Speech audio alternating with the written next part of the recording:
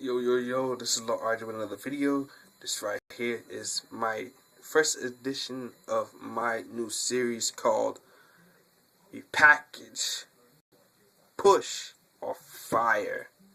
Now, today's episode will feature WWE stars Tyler Reks and Curt Hawkins, ROH star Michael Elgin, the Unbreakable Michael Elgin, and it will feature FCW star Antonio Ceasaro, and from TNA, it will feature Tony Neese. Now, I picked these individuals because they needed to be picked. And, there's something that needs to be done about all these superstars, whether it's push, fire, or repackage. Now, let's start off with Tyler Reks and Curt Hawkins. Curt Hawkins, let's start off with him first. Curt Hawkins broke into WWE 2007 with Zack Ryder. They were the Major Brothers, then repackaged. I guess you could say repackaged. They had a name change. It was Curt Hawkins and Zack Ryder. They became Edge's little minions, as they call it, the Edgeheads, and they were a part of La Familia back in 2008. Soon after that, Hawkins and Reks broke away and became tag team champions. Shortly after, Hawkins and Ryder went their separate ways. Excuse me if I said Reks the whole time. Hawkins and Ryder went their separate ways, and Ryder's on top of his game right now. Ryder's on every episode of Raw and SmackDown. You know what I'm saying? He's selling merchandise out of the box. He has a smashed hit YouTube series. While Hawkins tried, didn't get him anywhere. He's teaming with a boring partner, which I'll get to in a minute. And it's not looking good for Hawkins. Now, with this guy, I would repackage him. Now, that might come to a shock to some people, because if you remember a couple of months ago, I was saying WWE, just get rid of him. But you know what? Hawkins is good. I'll save him. Okay? Hawkins, I will repackage him. I'll give him a gimmick similar to Ryder. He'll have him be Ryder's partner. Ryder's bodyguard. Well, not bodyguard. He's not big. But have Zack Ryder have like a broski posse or something like that. Maybe you can use big old Zack Ryder's lawyer and Curt Hawkins. I mean, that'd give him something to do. If Ryder needs a tag partner, Hawkins would be right there. Just in case WWE doesn't let big old Russell or get in the ring or anything like that. But that's what I think would get Hawkins attention and get Hawkins the spotlight that he deserves, because Hawkins is pretty decent in the ring. He's not the best. He's not spectacular, but he's decent at his best. And this guy deserves a chance. I'm sorry if I've been harsh on him, but this guy does deserve a chance. Now, Tyler Reks. Oh man. Tyler Reks broke into the WWE, to my understanding, in 2009, late 2009, ECW, as a surf guy. Really, WWE? Somebody that potentially looks, I don't know what to call Reks.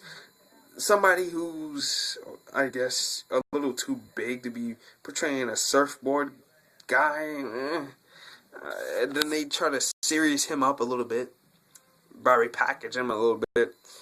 Then they repackaged him again, this time as a sadistic heel, which no reaction from the crowd. I mean, it was bad enough he was face those last two repackagings, and his debut face. He didn't get any response from the crowd. The crowd's like, okay, mommy. That's Tyler Reks. I see. Then they tried sadistic heel gimmick. I mean, people, Survivor Series. Watch Survivor Series 2010. That'll show you how much people really didn't care about him. They're like, I mean, he didn't get a boo or nothing. Not one single boo. WWE, you tried this guy. You tried with this guy 4 times. You're teaming up with Hawkins. You're pulling Hawkins down to the gutter. And I do believe they are going to catch really bad heat because of Tyler Reks' YouTube show.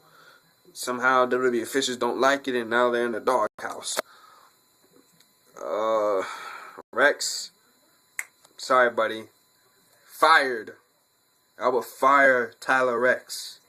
He is out of the door. I mean, you tried WWE. What more? You tried 4 times. He is out of the door. Now, from ROH, my boy, the Unbreakable Michael Elgin. Fire, push, repackage. Well, Michael Elgin is a press for a big man in ROH. He's perfect in the ring. I mean, he's good. He sells. He doesn't oversell. He sells perfectly. You know, what more do you have? A big guy. You have then a big guy who can wrestle a good match and sell a good move. That's good ROH. And now what you should do with this guy? Push him. Push him. Push him. Push him. Push him. Push him to the limit. Elgin will be always world champion maybe next year. I don't bank on it this year because I do believe Riches is going to hold it until sometime in the summertime, and he's going to lose it to maybe Steen or I don't know, either Steen or freaking Eddie Edwards. Probably loses to either one of those two, or maybe Roderick Strong. But what I'll do with this guy, push him to the limit, and break him away from the House of Truth. I don't know. I mean, that's just suggestion. But overall, push this guy. Now from FCW, I have Antonio Ceasaro. Like his gimmick, crowd heat already. Crowd heat. Now Tyler Reks, take some lessons from this guy. Even though you guys come from 2 opposite sides of the ball field, obviously, because unlike Reks, Cesaro's got it all. Promo, wrestling moves. This guy, he's got a crowd heat. I mean, this guy has got the total package. FCW, push this guy, and I want to see this guy out of FCW maybe by the end of this year. Maybe by the end of this year at its best. Now from TNA-Tony Neese, this guy totally needs a repackage.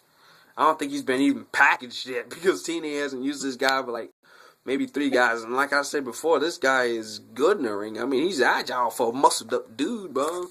And, they need to do something with him. And the perfect thing I have for him, since he's jacked, he's agile, maybe turn him heel, have him obsessed with his body, kind of like Lex Luger or Chris Masters. Have him be obsessed with his body and all that stuff. Masterpiece. I mean, that would not be bad at all. Have him do something like that, and I guarantee you give him a mic, let him cut a promo.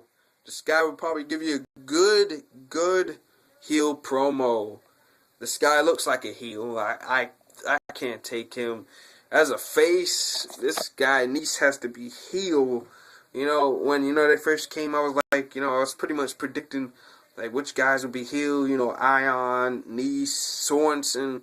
I thought Sorensen was gonna be heel and Ion was gonna be heel. I knew they was gonna turn him heel eventually, and I thought they was gonna turn Neese heel too.